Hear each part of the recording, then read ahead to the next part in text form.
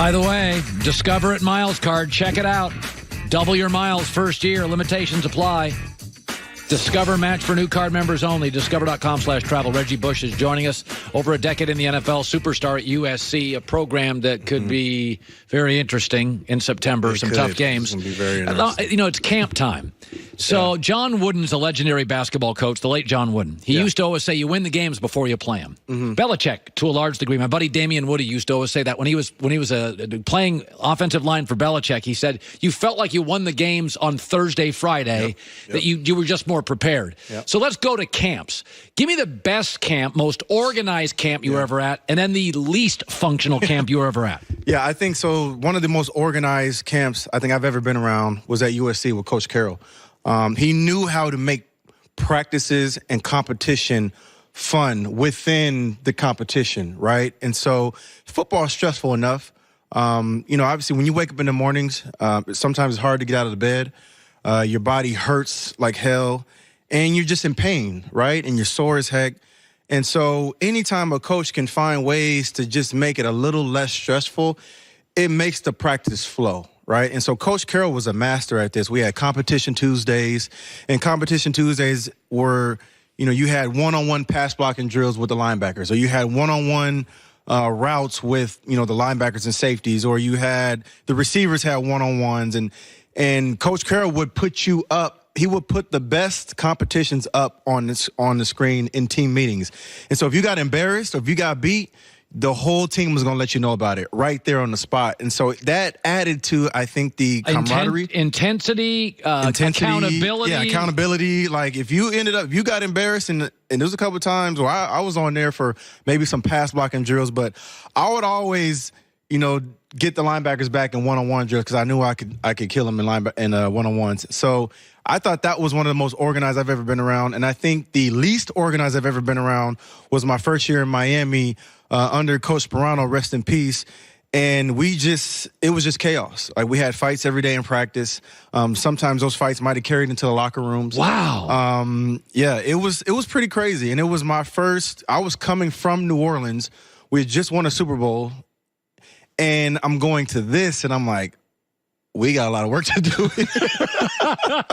We're not going to be that good this year if we continue down this path. And so we had guys that were late all the time in practice. Wow. Our star players. Star players were the ones that were also part of the issue. And that was one of the reasons why, we weren't that successful that year. Well, I'm watching Hard Knocks on HBO. I'm not a fan of cameras. Some players, Antonio Cromartie said it wasn't that big of a deal. He said a lot of the stuff, it's on the sideline. Yeah. But it did look, we were talking as a staff this morning as we were preparing the show, that the Raiders looked a little loose. And there is a fine line.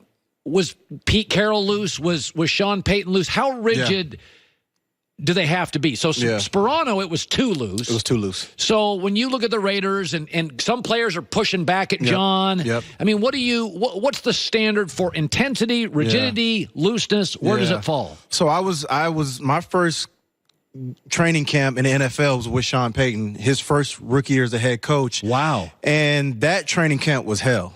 And it was, you hear the term hell week. It was a real hell week. We were hitting twice a day. We were at Millsaps in Mississippi. It was hot as heck. And it was tough. Like he was trying to change the culture of the New Orleans Saints, right? Because before he got there, they were the Aints, and, fans would show up to the stadium with paper bags over their heads. And so Sean wanted to right away, change the culture. So he came in kind of with that Bill Parcells mentality. Now, he's a disciple of Bill Parcells. And so he brought that mentality to... Did it work? It worked. It definitely worked. I don't remember any times where, there was a lot of pushback. There was only one practice I remember where, the locker room kind of flooded, sewage flooded, Lord. Players got mad about that. And there was one other time where, and I will say this, where Sean, he was beating us up too much. And the players, there was one day where we pushed back and we didn't want to come out to practice. And we knew that as long as we had Drew Brees on our side, we were good. And so we ended up going out to practice, but I don't think we hit that day. So I think there is a fine line between, because now the Sean Payton now that I've seen, that's a totally different coach than when I was there. Gruden looks a little looser than he used to be. Gruden is a totally different coach than when he was with Tampa, right? and probably with the Raiders the first time.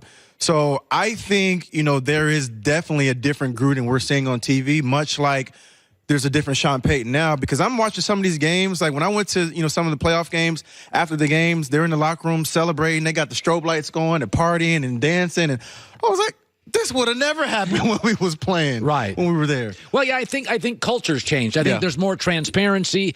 And I also think, I think players are richer, they're more empowered, so you have to let them win sometimes too. Yeah, I think that's a reality. Sometimes players, I 100% let them celebrate their touchdowns. Let's give the guys some fun, right? Because, by the way, football asks a lot from its athletes. It does. A lot. It's stressful enough as it is, and so anytime you see coaches that, find a way to just make it just a little less stressful that day, it just makes the practice and the day go by easier.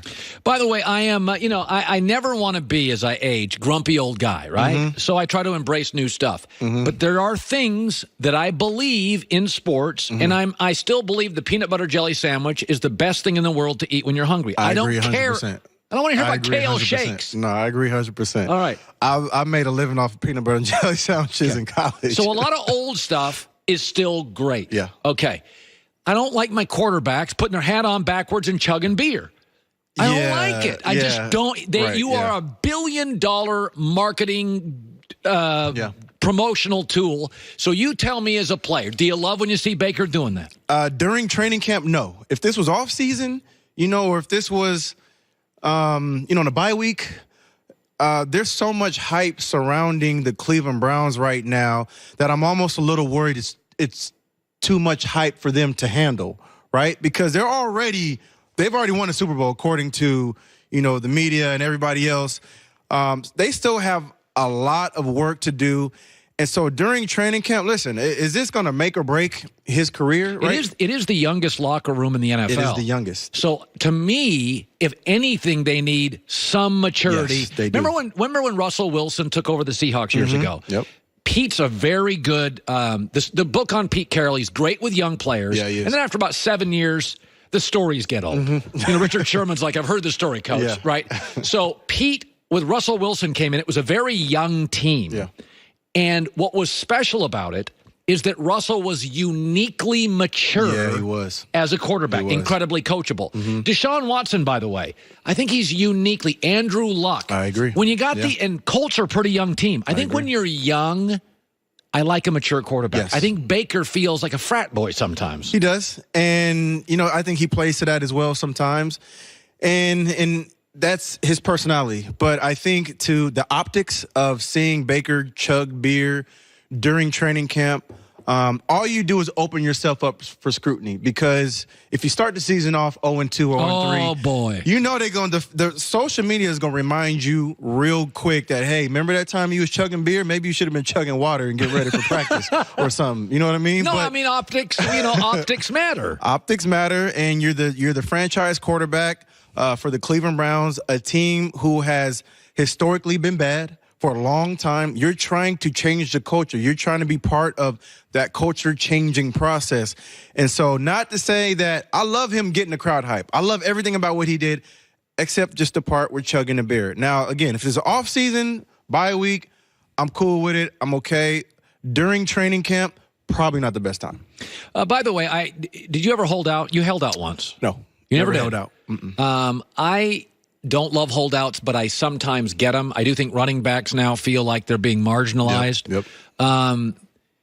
You ever have a friend hold out? Like, I wonder if my team, training camp's hard. So I'm Zeke. All my guys are in training camp. Now, I may be working out in Cabo, but I am in Cabo. Yeah. There is something. I love Cabo, by the way, but I love Cabo. That would not be the place where I would go to hold out. Right. But guava smoothies, it's a great place to go. So it is. I wonder, do you think there's any players that look at him and think, bruh, come on to the States? Yeah, I'm sure there are players, because it feels, listen, I go to Cabo to vacation. I go to Cabo to, go on the beach and drink margaritas and go to Squid Row and, all these other places, all these other bars down there. And so it's not the place where you go to stay in shape and to work out. And so I'm not saying that Zeke's not staying in shape, not working out. But, yeah, I'm sure there are players that feel like that. Like, you could be in Texas holding out, or you could be, I think he's from Ohio. From Ohio, holding out and working out.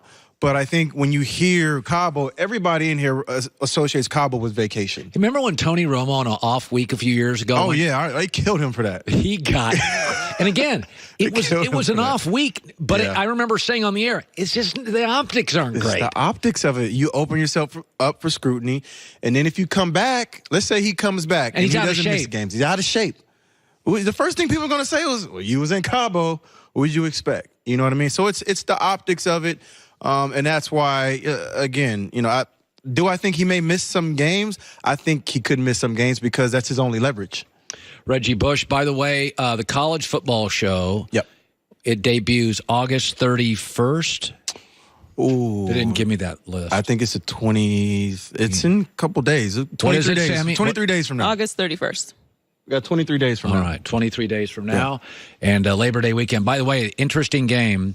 I don't even know what network has it. Auburn, Oregon will be very interesting because Oregon's got the best offensive line in the Pac-10 in Pac-12 in probably a decade. Yep. And Auburn Justin makes Herbert.